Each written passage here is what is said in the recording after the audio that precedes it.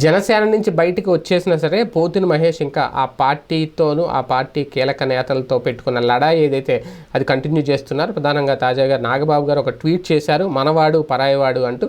ఆ ట్వీట్ ఏదైతే ఉందో దాని మీద ఇమీడియట్గా పోతిన మహేష్ ఆయన ఎంట్రీ ఇచ్చి కొన్ని కీలక వ్యాఖ్యలు అయితే చేశారు. దాని మీద ఇప్పుడు కీలక చర్చ అయితే నడుస్తుంది. ఎందుకంటే మాతో ఉంటూ ప్రత్యర్థులకు పనిచేసేవాడు మనవాడైనా పరాయివాడే, మాతో నిలబడేవాడే పరాయివాడైనా మనవాడే అంటూ ఆయన ట్వీట్ చేశారు. అక్కడి నుంచి మొదలైన ఈ నెట్టింట్లో మొదలైన కౌంటర్లు ఏవైతే ఉన్నాయో అవి హోరెత్తిపోయినాయని చెప్పాలి. వైసీపీ శ్రేణులు ఇటు ఏఏ ఫ్యాన్ నాగబాబును గట్టిగానే తగులుకున్నారని చెప్పాలి. ఈ నేపథ్యంలో ఆయన అకౌంట్ డీయాక్టివేట్ కూడా అయిందట.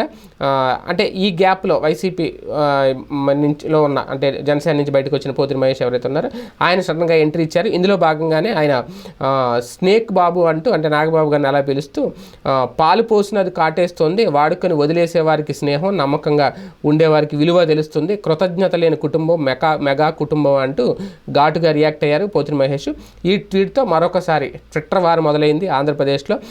అలాగే మామయ్య ఆర్థిక పరిస్థితి బాగాలేదని స్నేక్ బాబుకి, అలాగే నా పేరు సూర్య సినిమాకి కో ప్రొడ్యూసర్గా పెట్టించి సినిమా పూర్తి కాకముందే 3 కోట్లు ఇప్పించి మరో 2 సినిమాల్లో పాత్రలు ఇప్పించి ఆర్థికంగా ఆదుకున్న పుష్ప 2019లో జనసేన పార్టీకి 2 కోట్లు ఫండ్ ఇచ్చిన స్నేక్ బాబు విషయం చెబుతున్నారు. 2009, 2019, 2024 అండగాలు ఇచ్చిన వారిపై గీతా ఆర్ట్స్ కుటుంబం పైనే అక్కసి వెళ్ళగక్కుతున్న మెగా ఫ్యామిలీని దగా ఫ్యామిలీ అనాలా అంటూ పోతిన మహేష్ కంటిన్యూ చేశారు. ఆ ట్వీట్ ఇప్పుడు సోషల్ మీడియాలో బాగా వైరల్ అవుతుంది. అంటే ఒక్కసారిగా రాజకీయాలు అంటే ఎన్నికలు అయిపోయినా సరే రిజల్ట్స్ కోసం ఎదురు చూస్తున్న నేపథ్యంలో మధ్యలో ఇదొక వీళ్ళిద్దరూ ఈ ట్వీట్ వార్ ఏదైతే ఉందో అది రాజకీయాలు లేవని బోరు కొడుతున్న వాళ్ళకి ఇదొక ఉపశమనం అని చెప్పాలి. ఏది ఏమైనా పార్టీలు మారినా ఇంకా పాత పార్టీల్లో గురించి వాళ్ళ నాయకుల గురించి ట్విట్టర్ వేదికగా అసలు వారు స్టార్ట్ చేయడం, అది మళ్ళీ దాన్ని ఎక్కడికో తీసుకెళ్ళడం, దీనివల్ల కింద స్థాయి నేతలు ఎవరైతే ఉంటారో కార్యకర్తలు అందరూ వాళ్ళు రెచ్చిపోయి